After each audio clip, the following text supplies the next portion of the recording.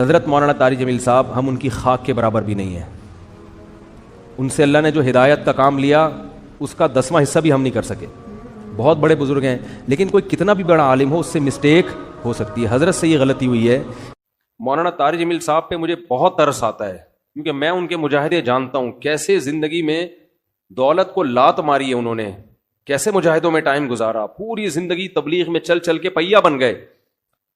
آج ہر دوسرا آدمی یہ لینڈ کروزر میں گھومتے ہیں، یہ بھائی وہ کروڑ پتی خاندان میں پیدا ہوئے ہیں، پھر بھی انہوں نے دولت کمائی نہیں، جو کچھ ملا باپ کی وراثت ہے. تو اس پہ کیوں تنگ کر رہے ہو کسی کو؟ آخری عمر میں، بڑھاپے میں ان کا احترام کرو. کوئی علمی کسی پہ کوئی اعتراض ہے تو وہ شائستہ انداز میں بیان کر دو. کیسی انگلیاں اٹھا رہے ہیں دربار میں جانے والے، کبھی 1 روپے کے لیے کسی سرکاری دربار میں نہیں گئے ہیں، وہ 1 روپے لینے کے لیے بھی نہ کسی سے ملے ہیں. جب ملے ان کو تبلیغ کرنے کے لیے ملے ہیں، وہ مبلغ ہیں، دائی ہیں. اور یہ جتنے لوگ اعتراض کر رہے ہوتے ہیں نا، خود ان کا ذرا سا بھی کام ہونا تو پھر دیکھو یہ کیسے درباری بنتے ہیں. یہ تو جس کو باپ سے دولت ملی ہے اس کو بھی چین سے نہیں جینے دیتے. باقی کوئی اعتراض ہے کرو. ہاں کچھ یہ ضرور ہے کہ ایسے مشہور لوگوں کو بعض دفعہ کچھ دائیں بائیں لوگ کیش کرا رہے ہوتے ہیں. دائیں بائیں کچھ لوگ ایسے ہوتے ہیں جو ان کے نام کو استعمال کر رہے ہوتے ہیں. تو وہ ٹھیک کا مطلب یہ نہیں کہ ان کے دائیں بائیں کوئی بھی ہوگا وہ بھی 100% ٹھیک ہی ہوگا. بہت ہم نے بھی اپنے ساتھ دیکھا ہے. ہم تو اتنے بڑے آدمی ہیں نہیں، لیکن ہمارے نام کے منجن لوگ بیچ رہے ہوتے ہیں. ہمارے نام پہ کیا کیا 2 نمبریاں ہو رہی ہوتی ہیں. لیکن مولانا کو ہم ذاتی طور پہ جانتے ہیں، سخاوت کا دریا ہے، غریبوں کے لیے، مساکین کے لیے. اخلاق ان کے دیکھو یار، اتنا حوصلہ، اتنی برداشت میرے اندر تو نہیں ہے، صحیح بتا دو. عبادت گزار ہیں، تہجد گزار ہیں، تو لیکن طنز دیکھو. ہر دوسرا آدمی مالداروں سے ملتے ہیں، غریبوں سے نہیں ملتے. تم نے ملتے ہوئے دیکھا ہے ان کو؟ غریبوں سے ملتے ہیں کہ نہیں ملتے؟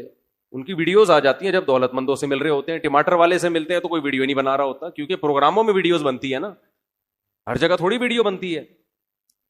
ہیجڑوں پہ محنت کریں تو یہ ان کا حوصلہ ہے. کہتے ہیں دیکھو ہیجڑوں کے پیچھے پڑے ہوئے ہیں. یار تم جاؤ 2-4 منٹ کسی ہیجڑے کے ساتھ بیٹھ کے تبلیغ کرو، اس کو تمہیں اندازہ ہو جائے گا.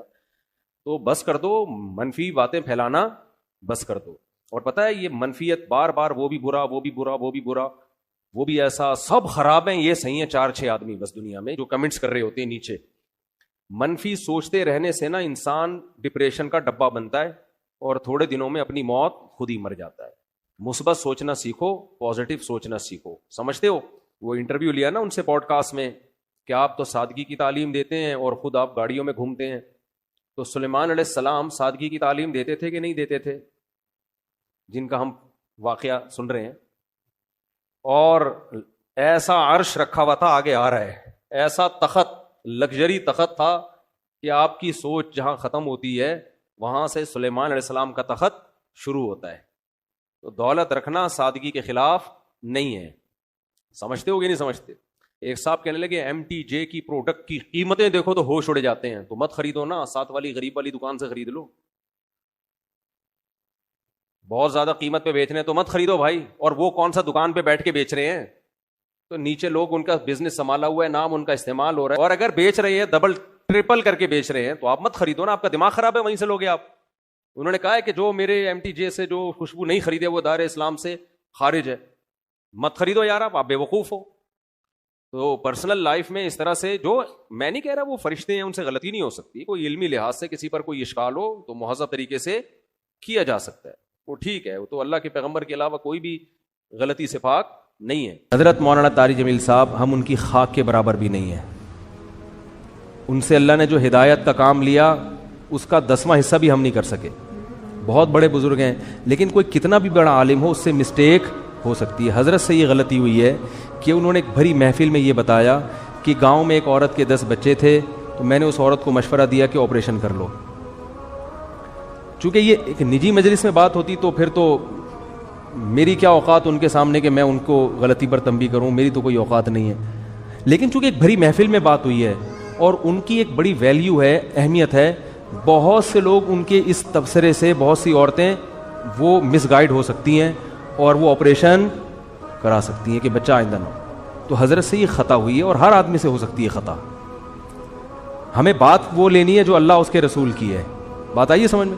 10 بچے بھی ہو جائیں 20 بھی ہو جائیں، عورت آپریشن، حضرت نے جو یہ ان کو مشورہ دیا نا، اس گاؤں کی عورت کو یہ غلط مشورہ دیا. غلطی ہوتی ہے، مجھ سے بھی ہوتی ہے، میں بڑی بڑی مسٹیک کرتا ہوں، اور ہم سے تو زیادہ ہوتی ہے، ان سے کم ہوتی ہے، لیکن یہ بہت بڑی مسٹیک ہوئی ہے حضرت سے، جو کہ ہر ایک سے ہو سکتی ہے، لیکن یہ غلط ہے، حرام ہے. 10 کیا 15 بچے بھی ہو جائیں، آپ حمل روکنے کے لیے آپریشن نہیں کر سکتے، نہ مرد نسبندی کر سکتا ہے. اس کی دلیل کیا ہے؟ دلیل اس کی یہ ہے کہ اللہ نے انسان کو اس کے جسم میں کانٹ چھانٹ کی اجازت نہیں دی ہے.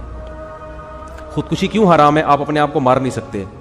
آنکھ پھوڑنا جائز ہے اپنی، کیونکہ آنکھ میں دیکھنے کی طاقت ہے.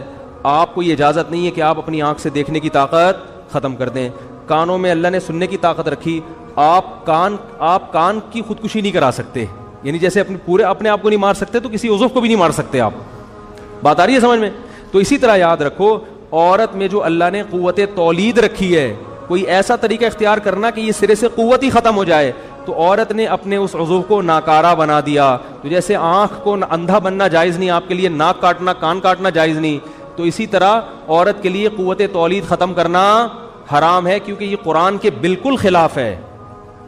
قرآن میں آتا ہے کہ شیطان نے یہ کہا کہ میں ان کو حکم دوں گا فَلَا يُغَيِّرُنَّ خَلْقَ اللَّهِ، اللہ یہ اتنے باغی ہو جائیں گے کہ تیری بنائی ہوئی تخلیق کو تبدیل کرنے شروع کر دیں گے. یہ یعنی تو نے جو جس ڈیزائن میں پیدا کیا ہوگا نا، اس تخلیق کو کیا کر دیں گے یہ.